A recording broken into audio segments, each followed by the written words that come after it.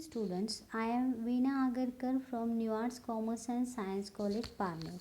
Students, we have started 11th standard secretarial practice, and in this subject we have started the second topic, that is joint stock company. Students, in joint stock company chapter, we have seen the concept of meaning, definition and features of joint stock company.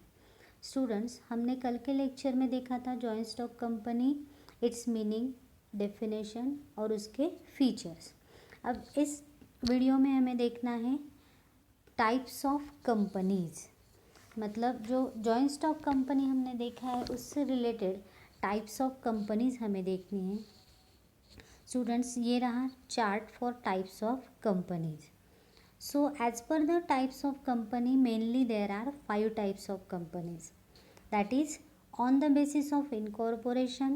Second one is on the basis of number of members. Third one on the basis of liability of members. Fourth one on the basis of control. And fifth one other types.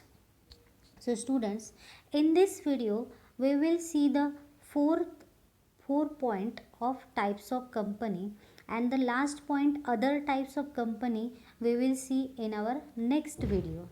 So the first type of company, that is on the basis of incorporation. There are two types of companies.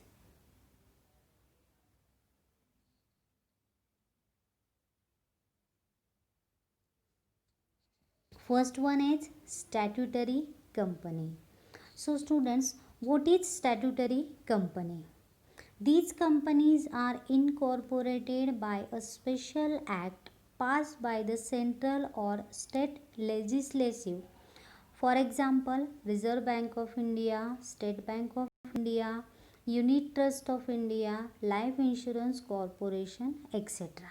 मतलब statutory company क्या है कि statutory company जो है, जो company special act बना के, जो सेंट्रल और स्टेट गवर्नमेंट जो है वो स्पेशल एक्ट तैयार करती है और उसके अनुसार जो कंपनी फॉर्म की जाती है उसे स्टैट्यूटरी कंपनी कहा जाता है. उसके एग्जाम्पल हैं reserve bank of India, state bank of India. ये जो है वो स्टैट्यूटरी कंपनी है. Second one is registered company. These companies are incorporated under the Companies Act 2013 or any previous company law. मतलब जो कंपनी कंपनीज एक्ट 2013 के अनुसार और कंपनी का रिलेटेड जो पिछले लॉज हैं उनके अनुसार फॉर्म की जाती है उन्हें रजिस्टर्ड कंपनी कहा जाता है. So students, on the basis of incorporation there are two types of companies, that is statutory company and registered company. In second type, that is on the basis of number of members. मतलब company के अंदर कितने members है उसके अनुसार company के types है. उसमें कंपनी के 3 टाइप्स है. First one is private company, second one is public company and third one is one person company. So students, we will see it one by one. So on the basis of number of members, first one is private company. As per section 2 of 68, private company means a company having a minimum paid up capital as may be prescribed and which by its article. मतलब private company कौन सी company है कि जिसका minimum capital जो है वो minimum paid up capital जो है वो उसकी आर्टिकल्स में प्रिस्क्राइब किया गया है या दिया गया है. So there are 3 related conditions to the private company. First one is restrict the right of members to transfer its shares if any. मतलब प्राइवेट कंपनी के शेयर्स जो है जो मेंबर है वो ईजीली दूसरे को ट्रांसफ़र नहीं कर सकते. Second one is restrict the number of its member up to 200. प्राइवेट कंपनी की जो मेंबर्स की लिमिटेशन है वो हमने पहले ही वीडियो में देखी है कि कम से कम 2 मेंबर चाहिए और ज़्यादा से ज़्यादा 200 मेंबर्स हो सकते हैं. सो more than 200 members are not the members of private company. Third one is prohibits any invitation to the public to subscribe any securities or deposits of the company. मतलब प्राइवेट कंपनी जो है वो public से deposits या capital collect नहीं करती, उनके जितने मेंबर्स हैं उनसे ही वो कैपिटल कलेक्ट करती है. All the above said conditions should be fulfilled for a company to be called as private company. मतलब ये जो कंडीशंस है, ये जो कंडीशंस कंपनी फॉलो करेगी उसे प्राइवेट कंपनी कहा जाएगा. If any one of the condition is not fulfilled by the company, it shall be considered as a public company. अगर इसमें से कोई भी कंडीशन कंपनी ने फॉलो नहीं की है तो उसे पब्लिक कंपनी करके करार दिया जाएगा. It must add the word private limited at the end of its name. मतलब जो प्राइवेट कंपनी है उसके लास्ट में प्राइवेट लिमिटेड ये वर्ड ऐड होना चाहिए.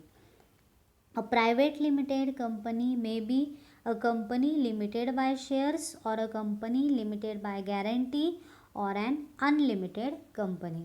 मतलब जो प्राइवेट कंपनी है वो कोई भी कंपनी हो सकती है, that is limited by shares, और कंपनी लिमिटेड बाय गारंटी और an unlimited company. The next type of company is second, that is public company. According to the section 2 of 71, public company means a company which is not a private company.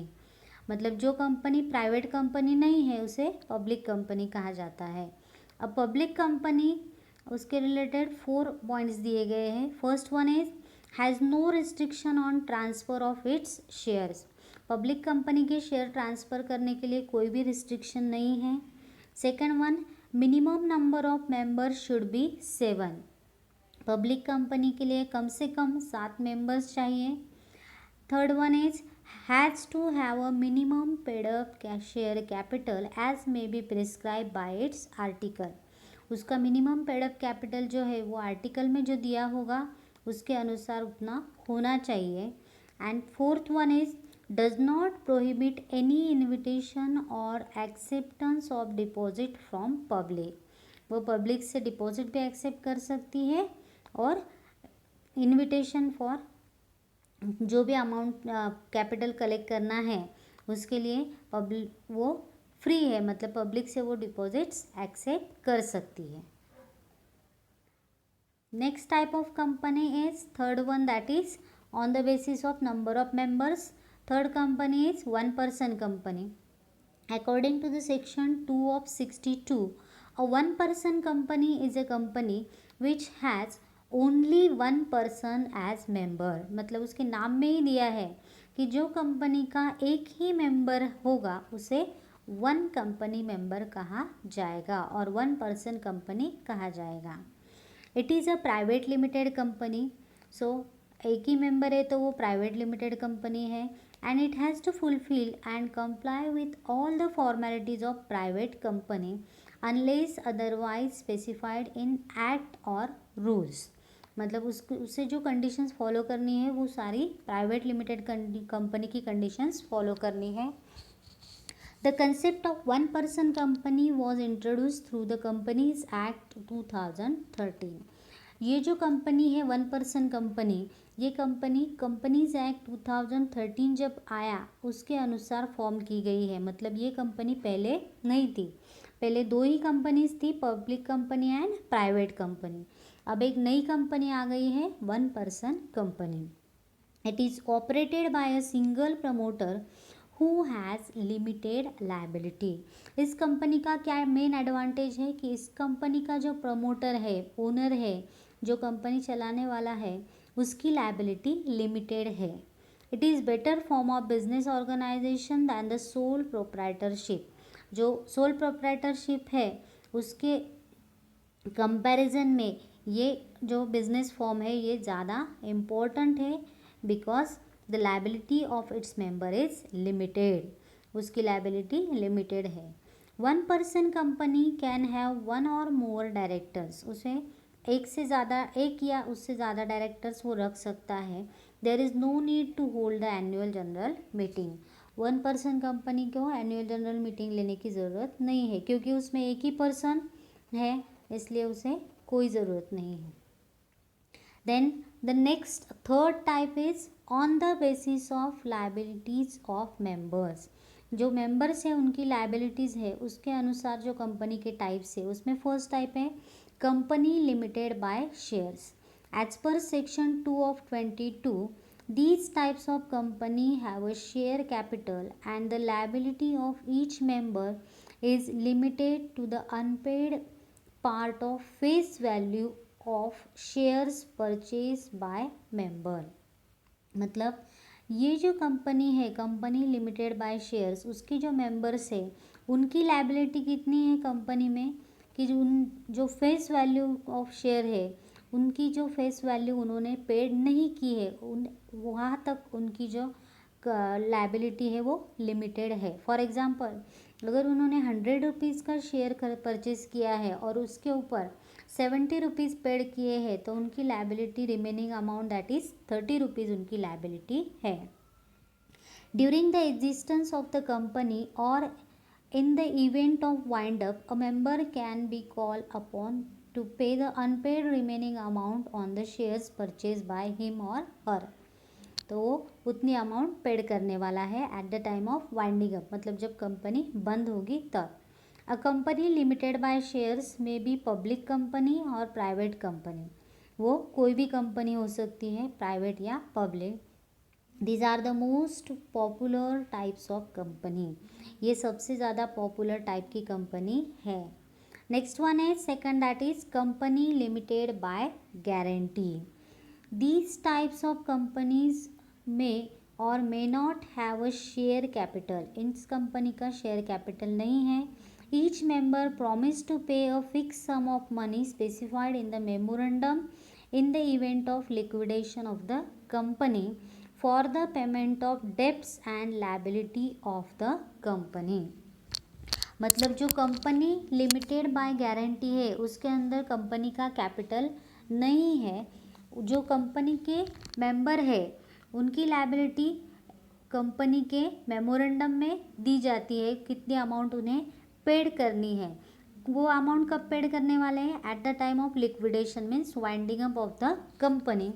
वो amount paid करने वाले हैं for the payment of डेब्ट और liabilities of the company. Generally, such companies are not profit-making companies because they are formed for the purpose of promotion of art, science, culture, charity, sports और some other similar purpose. ये जो company है वो profit making हो ही नहीं सकती, क्योंकि उसमें लास्ट में eight the time of winding up amount paid करना है. इसलिए ये जो कंपनीज है वो नॉन प्रॉफिट मेकिंग कंपनीज है. And the third type of company that is unlimited liability company.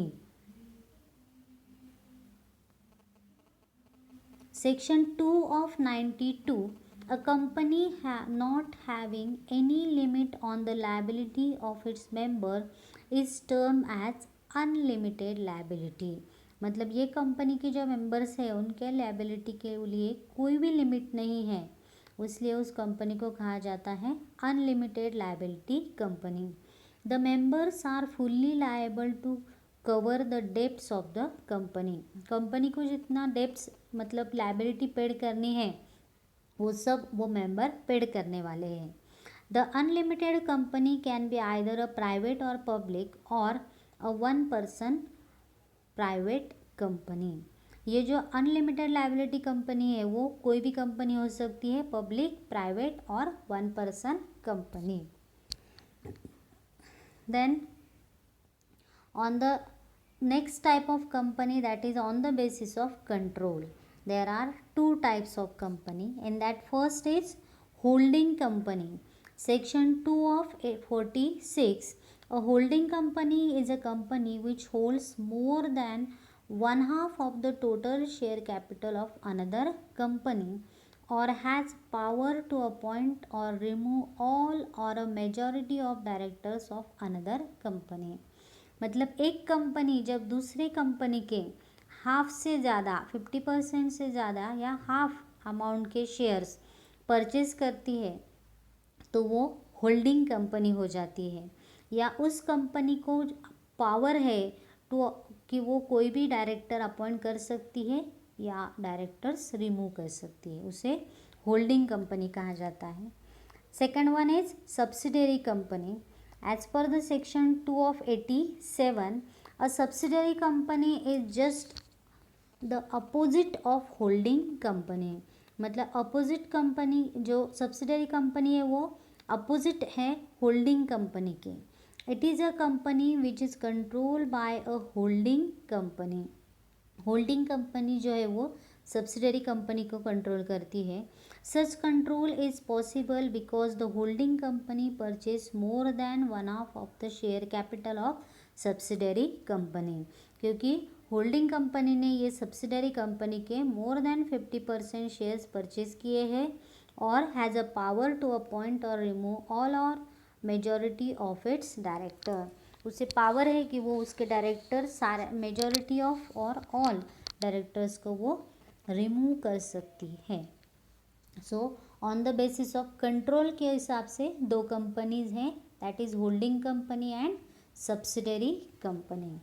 So students, we have seen the main 4 types of companies, that is on the basis of incorporation, on the basis of number of members, and on the basis of liability of the members, and on the basis of control. I hope you like the video. Subscribe my channel. Thank you for watching the video.